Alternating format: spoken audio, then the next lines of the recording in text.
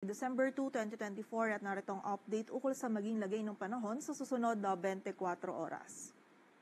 May kita natin ngayon dito sa ating satellite animation itong mga kaulapan sa silangan ng Southern Luzon na dulot ng shear line. So ang shear line po, ito yung banggaan ng mainit na hangin mula sa dagat Pasipiko o yung tinatawag natin na easterlies at ng malamig na hangin mula sa hilagang silangan o ito yung northeast monsoon natin o amihan. At ngayong araw nga po, yung shear line pa rin yung patuloy na magdudulot ng mga pag-ulan dito sa may silangan ng Luzon maging ilang bahagi pa ng Southern Luzon. So patuloy pong pag-iingat para sa ating mga kababayan sa banta pa rin ng mga pagbaha at pagguho ng lupa. Samantala, ang northeast monsoon o amihan naman ay nakaapekto pa rin dito sa nalalabing bahagi pa ng Luzon kung saan dala pa rin ito yung malamig na panahon at yung maulap na kalangitan na may mga kasamang pag-ulan sa malaking bahagi ng northern Luzon. At sa kasalukuyan po, wala tayong minomonitor or namamataan pa na low pressure area or bagyo na maaari makaapekto dito sa ating bansa. At sa mga susunod na araw ay yung shear line pa rin yung patuloy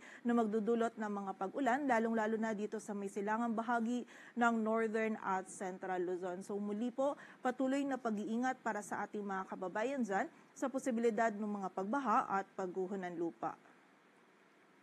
At dulot nga po ng shear line ngayong araw, meron pa ring mararanasan na heavy to intense na mga pag-ulan dito sa bahagi ng Quezon. Samantala, moderate to heavy naman yung mga pag-ulan na mararanasan natin dito sa Isabela, Aurora, Laguna, sa bahagi ng Oriental Mindoro, Palawan, Marinduque, sa bahagi ng Romblon, Camarines Norte, Camarines Sur, at sa area din ng Catanduanes. And throughout this day po, itong mga ilang areas sa Southern Luzon is mababawasan na po yung mga pag-ulan na mararanasan nila. Ngunit ito namang silangang bahagi ng Luzon is meron pa rin po tayong mga malalakas na pag-ulan na mararanasan. So patuloy pa rin pong pag-iingat para sa ating mga kababayan dyan.